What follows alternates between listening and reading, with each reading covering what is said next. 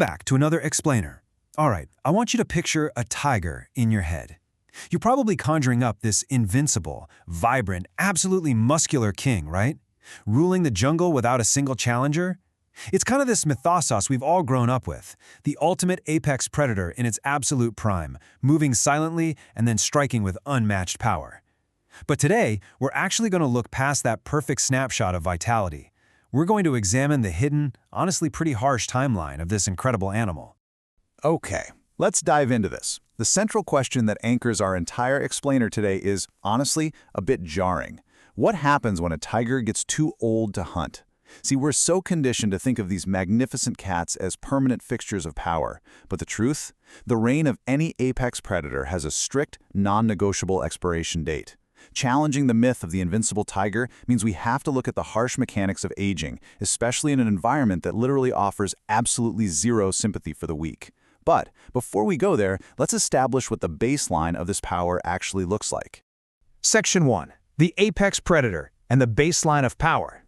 Because to truly understand the fall, we really have to understand the peak. A healthy tiger's prey list isn't just impressive, it is daunting. We're talking about routinely taking down agile deer that weigh well over 200 pounds and incredibly tough, downright dangerous wild boar. Taking out animals like that requires a phenomenal reserve of fast-twitch muscle fibers, explosive speed, and a bite force of over 1,000 pounds per square inch. It's basically biological perfection. A prime tiger operates with an overwhelming physical advantage that lets it totally dominate its ecosystem. Its power goes completely unquestioned by literally anything else walking through the jungle. But, as we know, biological perfection is temporary, which brings us to our next phase. Section 2. When speed fades in the biological decline. Now, let's break down the exact sequential mechanical failure of the aging predator's body. It's almost like a chain reaction. Step 1. The muscles start to weaken, which degrades that incredible explosive ambush power they rely on. Step 2. Their canine teeth literally wear down to blunt nubs. Think about it. A predator absolutely relies on a precise, powerful bite to end a hunt quickly and safely. So as those teeth get dull, just securing the prey becomes vastly more difficult. And finally, step 3, their overall speed just starts to fade. When you put these 3 biological losses together, you realize something heartbreaking. The tiger isn't just getting older, its very tools for survival are being systematically stripped away. That deadly hunting advantage that defined its youth, it just slowly evaporates. And this leads to a highly dangerous situation.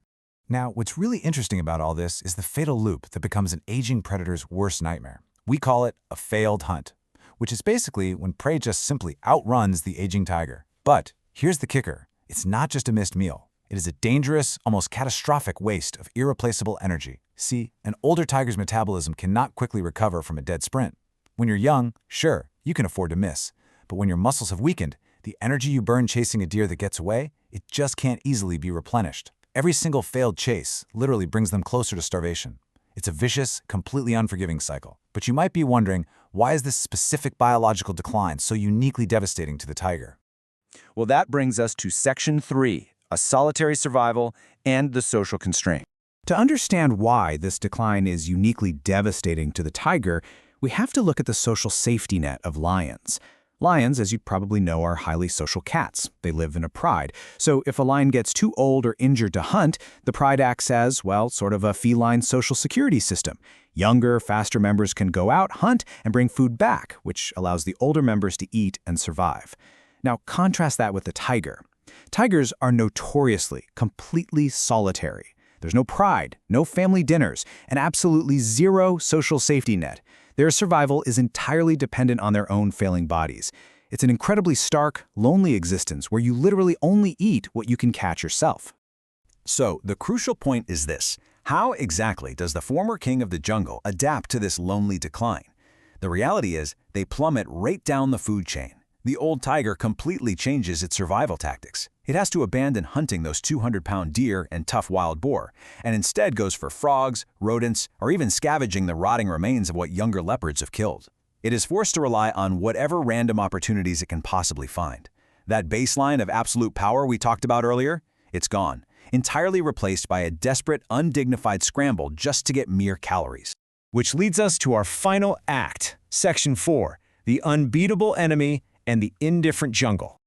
There's a saying, the jungle doesn't care who is king yesterday. And wow, that captures the cold, harsh, and totally uncaring reality of nature perfectly, doesn't it? When the sun sets on the life of an aging tiger, its past glories, those years of ruling the ecosystem, they mean absolutely nothing. Nature has zero memory and it pays absolutely no respect to past power. For the old tiger, the luxury of sitting at the top of the food chain is completely replaced by a new, desperate reality. Every single day simply becomes a brutal battle between crippling hunger and basic survival. And that brings us to this stark, memorable truth. In the wild, age is the one enemy no predator can defeat. No matter how razor-sharp those claws once were, no matter how explosive the muscles used to be, time just slowly and methodically wears it all down. The apex predator can defeat the boar, it can outsmart the deer, but it cannot outrun the biological clock. It really is the great equalizer of the natural world. So I want to leave you with this final, provocative thought to chew on. If time is the ultimate conqueror of the king of the jungle, how does this change the way we look at power and survival in the natural world? We so often romanticize strength in nature, but perhaps true understanding comes from recognizing the extreme fragility of that strength. Power is temporary. Survival is a fleeting, daily task. Think about that the next time you picture a tiger moving silently through the trees. Thank you so much for joining me on this explainer today. Keep learning, keep questioning, and I will see you in the next one.